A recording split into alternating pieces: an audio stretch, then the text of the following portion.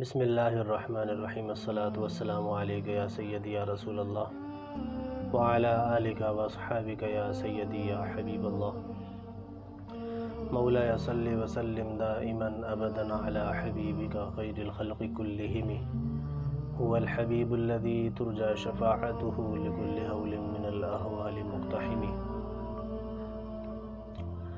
ان هذه تذکرہ فمن شاء اتخذ الى ربه سبیلا صدق اللہ مولانا العظیم۔ بے شک یہ قرآن نصیحت ہے، بس جو شخص چاہے اپنے رب تک پہنچنے کا راستہ اختیار کر لے۔ صدق اللہ مولانا العظیم۔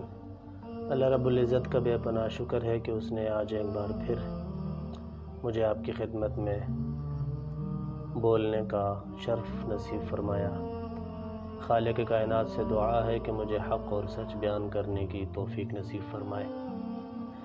اللہ فرماتا ہے کہ بے شک قرآن ایک نصیحت ہے، بس جو شخص اپنے رب سے نصیحت حاصل کرنا چاہتا ہے، اپنے رب تک پہنچنا چاہتا ہے، تو وہ یہ راستہ اختیار کر لے، نصیحت والا راستہ اختیار کر لے، قرآن سے اپنا رشتہ جوڑ لے، تو اس کو اللہ رب العزت بہت بڑی کامیابی سے نوازتا ہے۔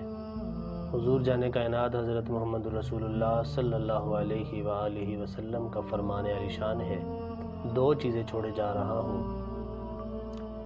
ایک قرآن پاک اور دوسری میری آل۔ ان دونوں کو پکڑنا، مضبوطی سے پکڑنا، ان سے محبت کرنا ہمارے لیے ضروری ہے۔ خوش قسمت ہیں وہ لوگ کہ جن کو دونوں سے پیار ہے، حضور کی آل سے بھی اور قرآن سے بھی۔ ہم بھی دعا مانگتے ہیں اللہ رب العزت سے کہ ہمیں بھی قرآن کی محبت اور صاحب قرآن کی محبت اور حضور کی آل کی محبت ہمیں نصیب فرمائے۔ قرآن یقیناً نصیحت ہے ان لوگوں کے لیے کہ جو اپنے رب تک پہنچنا چاہتے ہیں۔ ہر انسان کی کوشش ہے کہ وہ نیکی کے کام کرے اور اس کو بدلے میں اللہ رب العزت اپنا دیدار اور جنت نصیب فرمائے۔ شاید ہم میں سے کوئی شخص ایسا ہو کہ جس کا یہ ارادہ ہو کہ میں نے جنت میں نہیں جانا، یا جس کا یہ ارادہ ہو کہ میں نے اللہ سے ملاقات نہیں کرنی۔ میرا سوال یہ ہے کہ میں اور آپ جنت جانے والے راستے اختیار کیے ہوئے ہیں یا نہیں؟ اگر تو کیے ہوئے ہیں تو پھر تو یقیناً ہمیں جنت جانے سے کوئی روک نہیں سکے گا، کہ قرآن ہمارے لیے نصیحت ہے۔ اس سے جتنی ہم نصیحت حاصل کر لیں ہمارے لیے بہتر ہے۔ اگر ہم قرآن کو صرف ختموں کی حد تک رکھ دیں، قرآن پاک کو صرف 40ویں کی حد تک ہم اگر اس کو رکھ دیں، قرآن فائدہ تب دیتا ہے کہ جب اس کی مسلسل تلاوت کی جائے، تلاوت کے بعد قرآن کو سمجھا جائے، قرآن کے مضامین کو سمجھا جائے، قرآن ہمیں کیا کہتا ہے ہمیں وہ سمجھنا ہوگا۔ قرآن ہمیں جھوٹ سے روکتا ہے، کیا ہم جھوٹ سے رکتے ہیں؟ قرآن ہمیں نماز کی تبلیغ کرتا ہے، کیا ہم نماز کی پابندی کرتے ہیں؟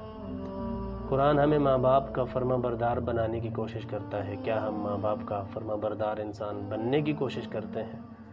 حتیٰ کہ زندگی گزارنے کے لیے جو بھی کام اگر ہم اپنانا چاہیں تو قرآن ہمیں وہ بتا رہا ہے کہ آپ نے اپنی زندگی کو اس طرح درست کرنا ہے، آپ نے اپنی زندگی کو اس طرح درست کرنا ہے، آپ نے اپنے رب کو اس طرح راضی کرنا ہے، اپنے نبی کو اس طرح راضی کرنا ہے، اپنے ماں باپ کو، اپنے پڑوسیوں کو، اپنے بچوں کو اس طرح راضی کرنا ہے۔ قرآن سب کا حقوق، سب کے حقوق ہمیں بتا رہا ہے۔ اللہ رب العزت سے دعا ہے کہ ہمیں قرآن کی تعلیم پر عمل کرنے کی توفیق نصیب فرمائے۔ السلام علیکم ورحمۃ اللہ وبرکاتہ۔